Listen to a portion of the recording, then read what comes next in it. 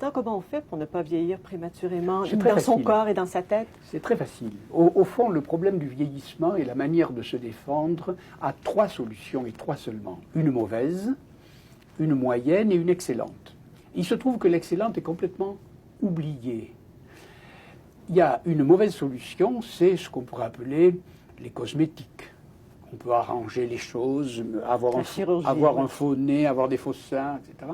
Ça, c'est la plus mauvaise des solutions parce qu'elle ne marche jamais. Et pourtant, c'est celle la plus répandue. Elle ne marche jamais. Il y a une seconde solution qui est déjà un peu meilleure, que j'appellerais la solution gymnastique. C'est-à-dire continuer à faire de l'exercice, ce qu'il faut, continuer à... Ce matin, je suis allé marcher 2 heures sur le Mont-Royal, c'était tellement merveilleux avant le lever du soleil. Il faut faire de l'exercice, et lorsqu'un médecin vous dit, pour ne pas vieillir, faites de l'exercice, tout le monde les croit, et ils ont raison. Mais ça a des limites. Je ne peux pas, à 60 ans, sauter 1,80 m en hauteur. Beau m'entraîner, je n'y arriverai pas. Et la troisième solution, qui est complètement oubliée, que personne ne pratique, et qui est pourtant de loin la meilleure, c'est la suivante. Elle est intellectuelle. Si un médecin vous disait un jour, si vous voulez ne pas vieillir, vous devez tous les jours faire de l'exercice physique, mais aussi un exercice un peu intellectuel. Lisez quelque chose d'un peu plus difficile que ce que vous arrivez à comprendre. Alors, votre intellect est toujours éveillé et la véritable jeunesse passe par l'esprit. Et nous l'avons complètement oublié. On préfère les cosmétiques, on préfère l'exercice physique et on oublie que ce qui vieillit le plus vite, c'est les facultés d'adaptation et les facultés de culture. Pourquoi on a oublié ça, d'après vous? Eh bien parce que nous croyons qu'en achetant quelque chose, ça dispense d'un effort. Ce n'est pas vrai. L'effort intellectuel, l'effort de compréhension, si on l'oublie, on est un vieillard à 30 ans, on est un vieillard à 25 ans, on est un vieillard à 40 ans. Tandis que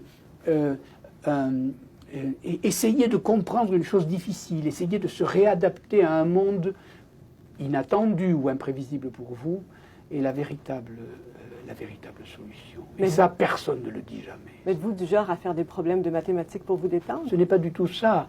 On me dit souvent, vos livres sont un peu difficiles. Alors je leur réponds, lisez mes livres. Lisez mes livres, vous allez voir. Vous allez avoir dès la difficulté à lire la première page, la deuxième, la troisième, etc. Puis le simple effort va vous faire rentrer dans un autre monde, mais vous-même, vous en gagnerez un extraordinaire bénéfice. Est-ce que c'est pour ça que vous écrivez de cette façon-là? Je connais des grands vieillards de 85, 90 ans, etc., qui ont l'œil brillant, etc., qui sont beaucoup plus jeunes que beaucoup de mes collègues de 25 ans, qui déjà ont laissé tomber toute activité intellectuelle ou toute activité de réadaptation et qui ne veulent pas comprendre les choses difficiles. À force de taper sur le facile, à force de lire des choses évidentes ou de feuilleter en regardant seulement les images, on devient des imbéciles. Et devenir un imbécile, c'est ça, vieillir. Vous voyez ce que je veux dire? Vieillir, c'est surtout ne jamais vouloir faire d'efforts de ce genre. Mais est-ce qu'on apprend que ce que l'on comprend? Pas du tout, mais non.